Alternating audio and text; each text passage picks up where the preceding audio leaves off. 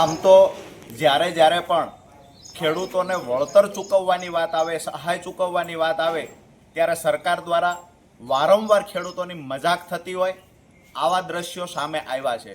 ખાસ કરીને ગયા વર્ષે જ્યારે 2024માં ખેડૂતોએ 3 વખત કુદરતી આફતનો સામનો કરવો પડ્યો. જુલાઈમાં અતિવૃષ્ટિ થઈ, ઓગસ્ટમાં અતિવૃષ્ટિ થઈ અને ઓક્ટોબર 2024માં કમોસમી વરસાદના કારણે ખેડૂતોના પાક પર પાણી ફરી ગયું. મહત્વની વાત એ છે કે જુલાઈ અને ઓગસ્ટમાં જે પાક નુકસાન થયું એ બાબતે હજારોની સંખ્યામાં ખેડૂતોએ જિલ્લા ખેતીવાડી અધિકારી હોય, કલેક્ટરની ઓફિસ હોય, ખેડૂત આગેવાનોએ સરકારમાં ખૂબ રજૂઆતો કરી, જેના કારણે ક્યાંક ને ક્યાંક ખેડૂતોની જે માંગણી અપેક્ષા હતી એ મુજબ તો વળતર ન મળ્યું, પણ નહિવત વળતર અમુક ખેડૂતોને ચૂકવવામાં આવ્યું. ત્યારબાદ જે ઓક્ટોબર 2024માં તૈયાર થયેલા ખેડૂતના પાક પર જ્યારે પાણી ફરી વળ્યું ત્યારે ફરી વખત ખેડૂતોએ રજૂઆત કરી. તો ત્યારે સરકાર દ્વારા ખેડૂતોને આશ્વાસન આપવામાં આવેલું કે ઓગસ્ટમાં જે ખેડૂતોને સહાય મળી છે એ ખેડૂતોને બાદ કરતા બાકી રહેલા ખેડૂતોને ઓક્ટોબર 2024માં જે નુકસાન થયું છે એનું વળતર ચોક્કસથી આપવામાં આવશે. વારંવાર આ કચેરીએ જિલ્લા ખેતીવાડી અધિકારીની કચેરી સુરેન્દ્રનગર હોય, અન્ય જિલ્લા ખેતીવાડી અધિકારીની ઓફિસ હોય, નિયામકની ઓફિસ હોય, ગાંધીનગરમાં પણ વારંવાર રજૂઆતો થઈ.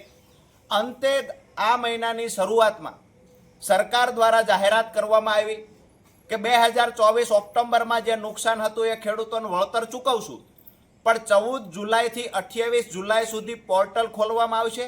જે ખેડૂતોને પાક નુકસાન થયું છે એ ખેડૂતોએ પોર્ટલમાં અરજી કરવાની છે.